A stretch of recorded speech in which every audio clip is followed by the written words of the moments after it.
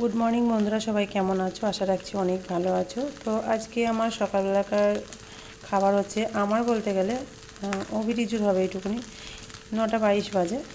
তো এটা ছিল পরশু দিনকার ভাত, জল দেওয়া ছিল। তো পরশু দিনকার বলছি কারণ কালকে ভাতটা খাওয়া হয়েছিল না, জল চেঞ্জ করে রাখা হয়েছিল। ভাতটা ভালোই ছিল অনেকটা, এই যে দেখো রেশনের চাল তো সেই কারণে হয়তো শক্ত আছে। ওই যে দোকানে যেটা মিনিকেট চাল সেটা কিন্তু খুব একটা ভালো থাকে না।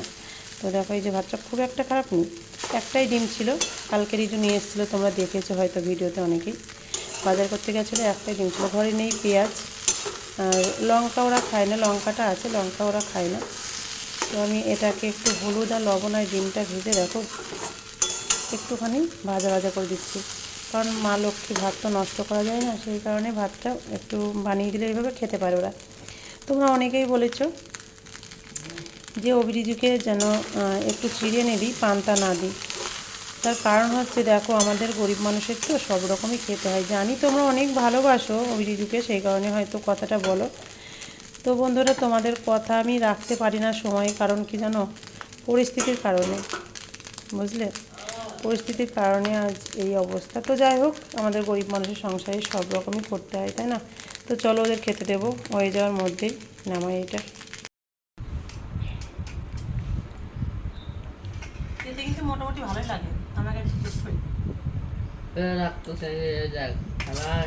পেঁয়াজ দিলে বেশি ভালো লাগতো। ভালো লাগছে, খারাপ না। পান্তা ভাতের বিরিয়ানি, এটা গরিবের পান্তা ভাতের বিরিয়ানি।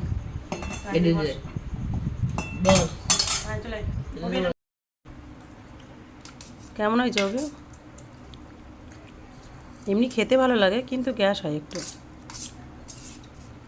বিরিয়ানি খেলেও গ্যাস হয়। আমাদের গরিবের পান্তা, এই পান্তা বিরিয়ানি, তাই তো? অভি কেমন হয়েছে? ডিম। হ্যাঁ, ডিম। ডিম না, সত্যি ভালো লাগে গো, খারাপ না।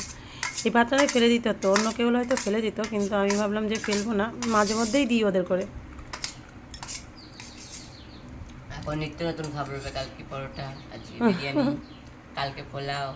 ও বাবা, কালকে পোলা হয়? কালকে না দাদার বার্থডে না, কালকে হ্যাপি বার্থডে অভি, তোর কাল হ্যাপি বার্থডে, কালকে কিন্তু স্পেশাল আইটেম আছে অভির। Happy birthday. বলো কাকে বলবি? কাকে বলবে? আজ না, আমি কাকে বলবো না, আমি 12টার পরে বলবো। আচ্ছা ঠিক আছে, বলো থ্যাংক ইউ। কে বলে দেখবে ঠিক টাইমে, চ্যালেঞ্জ হবে।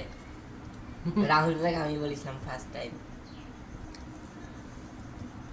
কেমন হয়েছে জানাও একটু অভি? নাইস নাইস, এত সুন্দর গেটে বিরিয়ানি ফেল। আর সত্যি কথা বলতে গেলে তোমরা কিন্তু অনেকে ভালোবাসো কারণে কথাগুলো বলো, আমি জানি, কিন্তু তারপরেও বলছি কি বলো তো, আমাদের কিন্তু ছোটো থেকে ওদের শেখানো উচিত যে সবটা মানিয়ে নেওয়া, তাই না?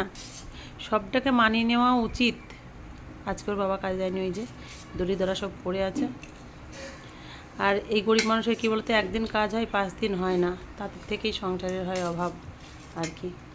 তো যাই হোক, সাইকেল তো বার করেছিস, নিয়ে যেতে দেবে তোকে?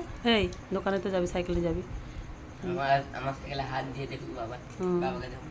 হ্যাঁ, ওর বাবা সাহস করতে, ওরই সাইকেল কিন্তু ওকে দেয় না ওর বাবা, হাতও দিতে দেয় না, এখন বাড়ি নেই কারণে নিয়ে যাচ্ছে। যা বাজারে বসে আছে দেবে তোকে, যদি বলে বাজারে কিছু বলার সময় নেই। হ্যাঁ, বাজারে কিছু বলতে হয় না। বলে না,